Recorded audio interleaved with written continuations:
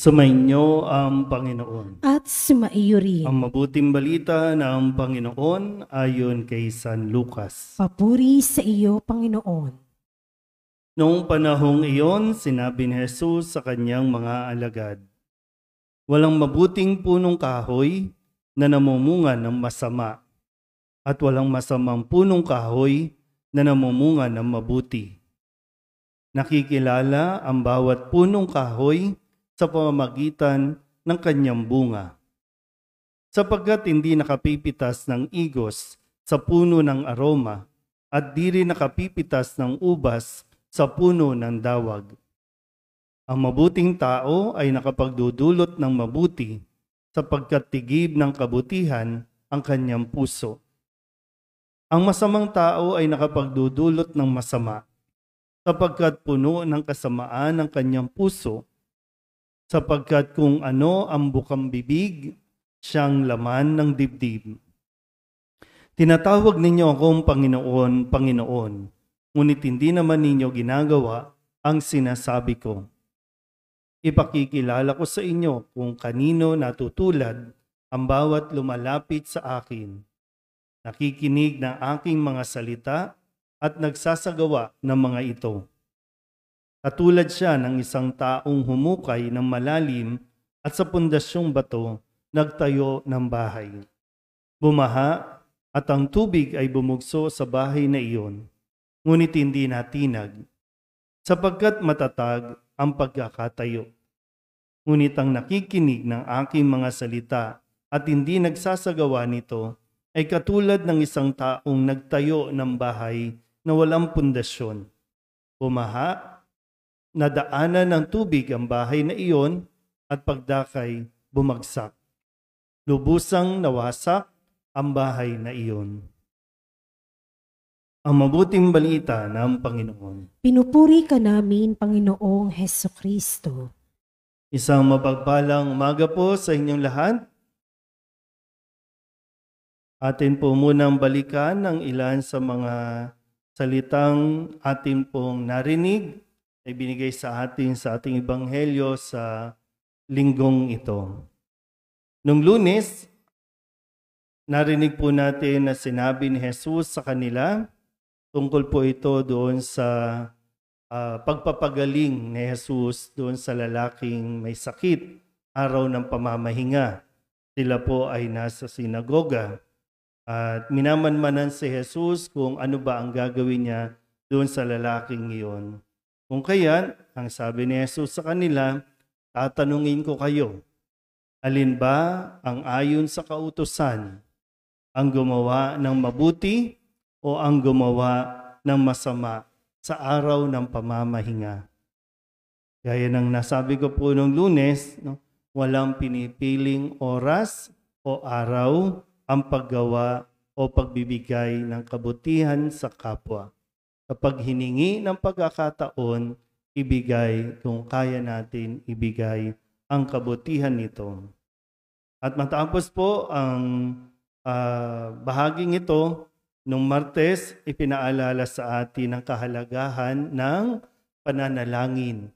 Matapos, bago o maging habang ginagawa natin ating mga gawain. Kaya nga po si Jesus, sabi po doon, umahon si Jesus sa burol at magdamag doong nanalangin. Minsan maganda rin masuri gaano ba yung kalidad, yung quality ng ating paglalaan ng oras sa pananalangin. Pwedeng dito, nagsisimba tayo, pero meron pa rin na pagkakataon na kinakailangan mong ikaw lang, ikaw at ang Diyos, para sa ganun magkaroon man ng mas quality o para bang yung moment time sa Panginoon. Kaya hindi pwedeng mawala iyon. Noong Miyerkules, ipinaalala sa atin, kumbaga yung mindset, kailangan natin tingnan at suriin yung mindset natin dahil sabi ni Jesus, mapalad kayong mga dukha sapagkat ang Diyos ang maghahari sa inyo. Ito yung opposite na binigay sa atin nung Miyerkules. Nung Huwebes naman, ang sabi po sa atin, sa pagdiriwang natin nung kabanal-banalang pagtatampok, no, sa krus na banal. Na ang krus ay tanda ng ating kaligtasan. Hindi ito tanda ng parusa, kundi sa atin ay tanda ng kaligtasan. Kaya nga sabi po doon, sapagkat sinugo ng Diyos ang kanyang anak, hindi upang hatulang maparusahan ang sanlibutan, kundi upang iligtas ito sa pamamagitan niya.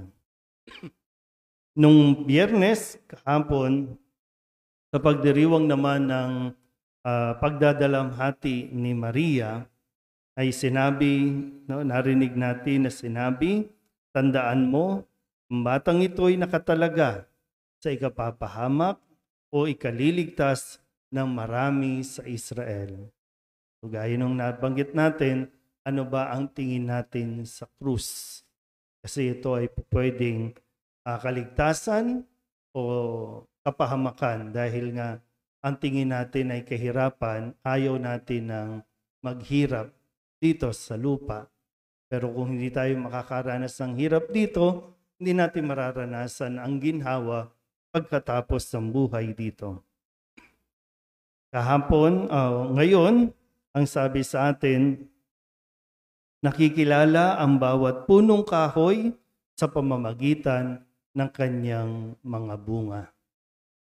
Muli, no, yung pagsusuri natin sa ating mga sarili, matapos na kung titingnan natin ilang taon na ba tayo, ilang taon na rin tayong bahagi ng simbahan, ilang taon na tayong nagsisimba.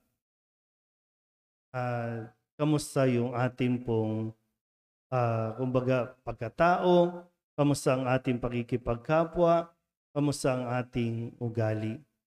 Nagkakaroon ba ng magandang bunga o nagdudulot tayo ng kasamaan sa ibang kapwa? Hindi tayo nakakabuti, nakakasama pa. Sana po, no, patuloy natin na pakinggan ang sinasabi ni Jesus na ang isang taong nakikinig ng kanyang salita at nagsasagawa ay nagiging mas matibay. Kaya ganun yung kahalagahan po, no, ng pagbibigay ng panahon para mapagnilayan muli, mapagdasalan ang mga salita ni Jesus dahil ito dapat yung ating kinakapitan, ito dapat yung ating parang pinaghuhugutan ng lakas, lalo't higit sa panahon na tayo po ay nakakaranas ng mga problema. Amen?